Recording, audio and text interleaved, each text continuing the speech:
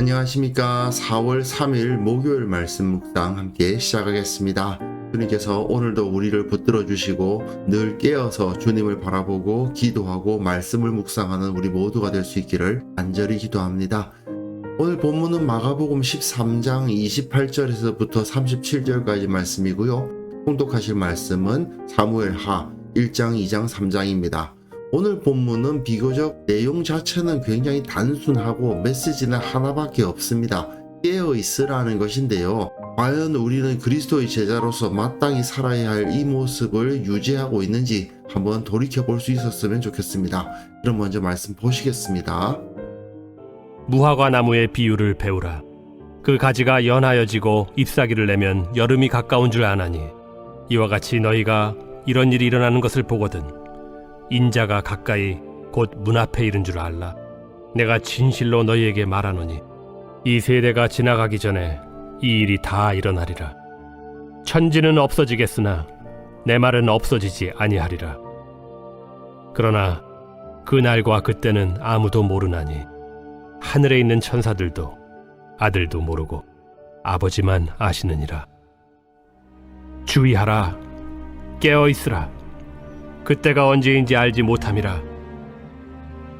가령 사람이 집을 떠나 타국으로 갈 때 그 종들에게 고난을 주어 각각 사물을 맡기며 문지기에게 깨어 있으라 명한과 같으니 그러므로 깨어 있으라.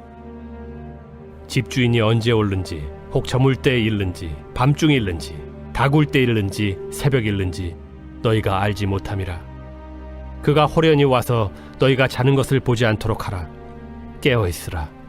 내가 너희에게 하는 이 말은 모든 사람에게 하는 말이니라.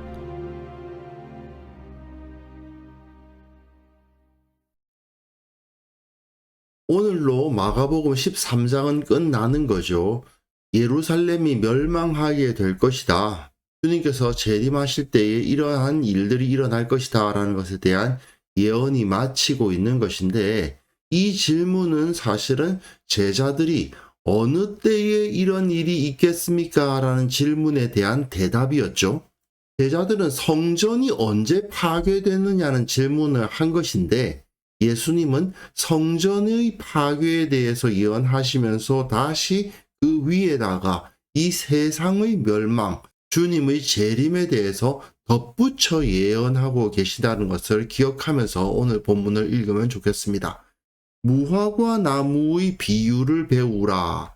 무화과 나무가 무엇을 상징한다고 말씀드렸죠? 성전을 상징하는 나무입니다. 솔로몬 때에 무화과 나무와 포도나무에서 모든 사람들이 안연히 거하였다는 그 메시지 때문에 무화과 나무는 성전을 상징하는 나무로서 받아들여져 왔습니다. 근데 그 가지가 연하여지고 잎사귀를 내면 여름이 가까운 줄 아나니 이와 같이 너희가 이런 일이 일어나는 것을 보거든 인자가 가까이 곧 문 앞에 이른 줄 알라. 성전에 문제가 생기면, 성전의 부패상이 심해지면 심해질수록 예루살렘에 임할 하나님의 심판은 더 가까워지고 있다, 그 말씀인 거죠. 물론 예수님께서 직접 재림하셔서 예루살렘을 심판하시는 건 아닙니다. AD 70년 예루살렘과 성전이 완전히 파괴되는데 예수님께서 오셔서 파괴하신 건 아니죠. 하지만 돌 위에 돌 하나도 놓이지 않을 정도로 완전한 파괴가 AD 70년에 일어나고 말았습니다. 예수님께서는 이 세대가 지나가기 전에 이 일이 다 일어나리라는 말씀을 주셨고, 그 말씀은 확실하게 현실화가 된 겁니다.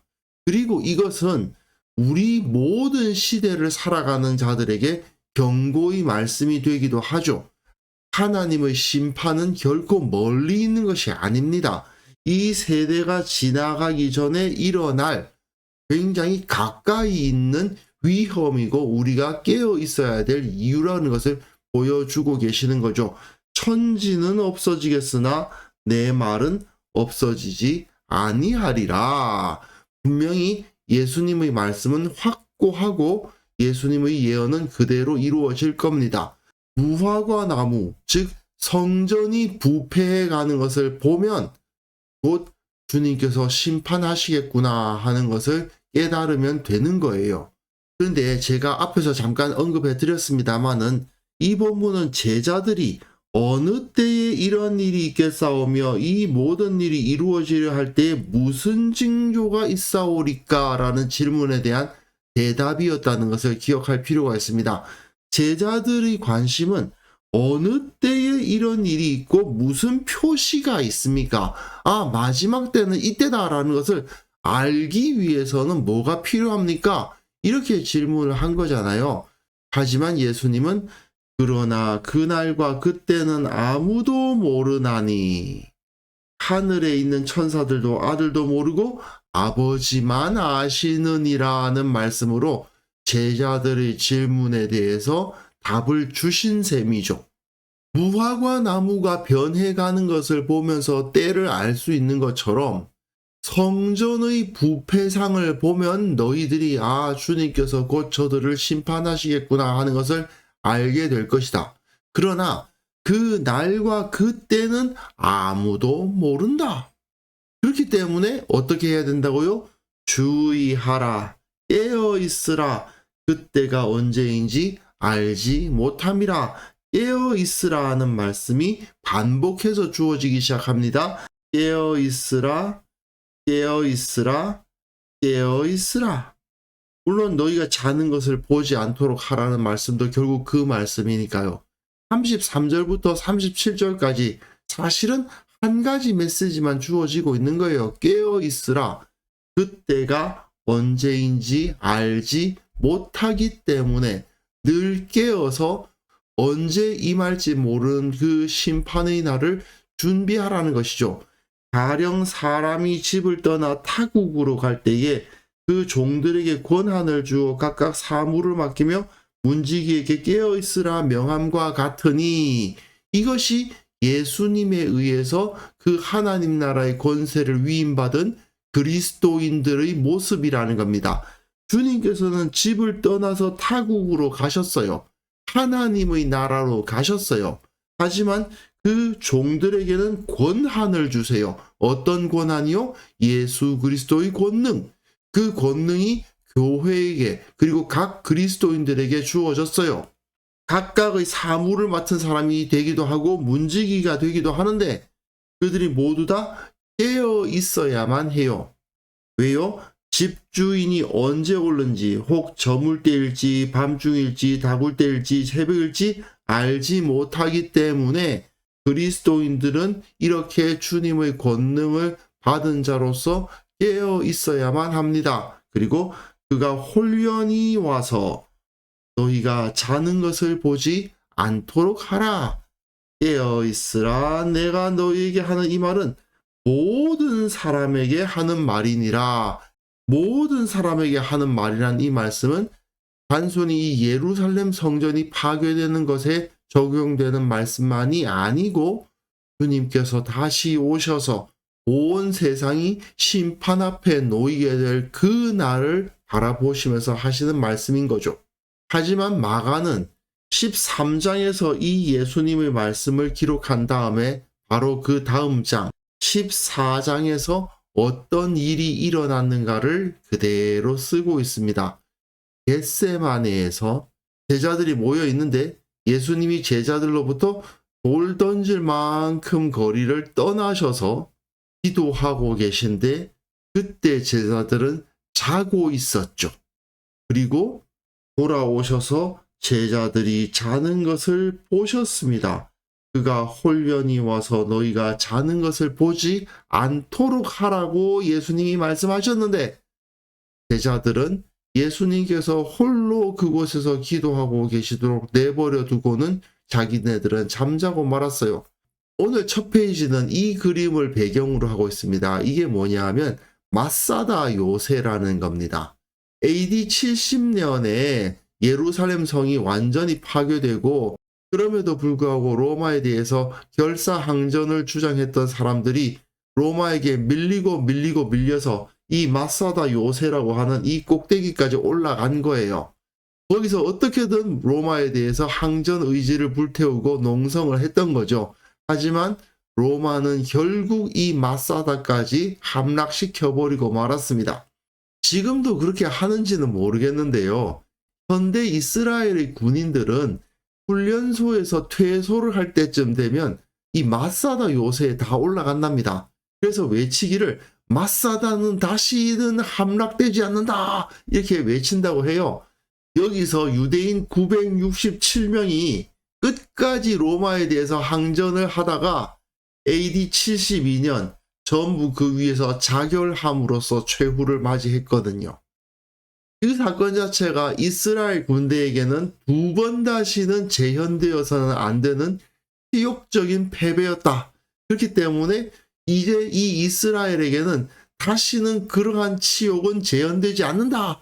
이렇게 외치는 것으로서 그 훈련소 생활을 마친다는 거예요. 저는 개인적으로 예수님의 제자는 겟세마네는 다시 재현되지 않는다. 이렇게 다짐하는 사람들이라고 생각합니다. 주님께서 땀을 핏방울처럼 흘리시면서 기도하고 계신데 제자들은 저기 떨어져서 잠이나 자고 있었던 그 사건, 신은 교회 내에서 재현되어서는 안 될 치욕인 거죠. 제자들은 주님께서 다시 오실 날을 깨어서 준비하고 예수님의 집인 교회를 종으로서 섬기는 자들 아닙니까? 깨어있지 못하고 게으르게 잠을 자고 있는 자들이나 교회가 마치 자기 소유인 양 교만하게 행하는 자들, 이런 자들은 주님께서 다시 오실 때에 부끄러움을 당하지 않을 수가 없다. 저는 그렇게 생각합니다. 그렇기 때문에 우리는 깨어 있어야 돼요. 매일의 삶 가운데서 말씀과 기도가 없어지면 안 되는 겁니다. 매일의 삶 가운데 나는 얼마나 주님을 기억하고 살고 있는가? 정말 깨어 있어야 되지 않습니까? 주님께서 다시 오실 때 나는 부끄러움을 당하지 않을 것인가? 이 겟세마네에서 실패한 제자들처럼 주님 앞에서 아무 말도 할 수 없는 그런 상황이 되어버리지 않을 것인가? 우리가 한번 돌아보지 않으면 안 되겠습니다. 그래서 이 시간 함께 기도하실 때에는요, 주님께서 다시 오실 날까지 늘 깨어서 믿음을 지키게 하시고 늘 말씀 생활과 기도 생활에 지런하여서 주님을 늘 인식하며 살아가게 하옵소서. 함께 기도하는 시간 갖습니다.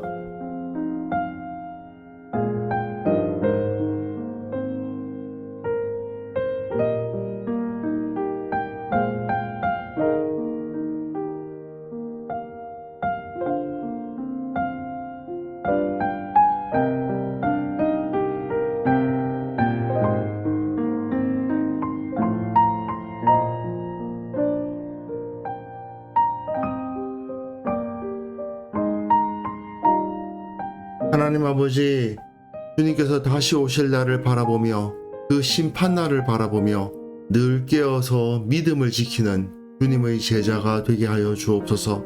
겟세마네와 같이 주님과 함께 기도하지 못하고 영적인 잠에 빠져드는 어리석고 약한 자 되지 않도록 온전히 능력으로 붙들어 주시기를 원하옵고 바랍니다. 우리 교회의 모든 성도들 영적으로 안일해지지 않도록 붙들어 주시고 늘 말씀 생활과 기도 생활을 이어가게 하시고 늘 주님을 기억하며 그리스도인답게 예수님의 제자답게 살아가게 하여 주옵소서. 한국 교회를 위해서 기도합니다. 교회가 현세의 상황에 매몰되는 어리석은 모습들 모두 다 벗어버리게 하시고 주님께서 다시 오실 날을 바라볼 줄 아는 진정한 종말론적인 공동체로 거듭날 수 있도록 주께서 이 교회를 다스려 주시고 변화시켜 주옵소서. 아버지, 오늘 하루 살아가는 그 모든 삶 가운데서 주님을 잊지 않기를 원합니다. 어떻게든 예수님처럼 살기 위해 노력하는 하루가 되게 하여 주시고 우리의 마음과 말과 행동이 예수님의 모습을 닮을 수 있도록 주께서 은혜를 베풀어 주옵소서. 주께서 주시는 참된 은혜가 그 능력을 체험함으로 말미암아 오늘 하루 영적으로 승리하는 진정한 깨어있음을 체험하는 하루가 되게 하여 주옵소서. 예수님의 이름으로 기도합니다. 아멘.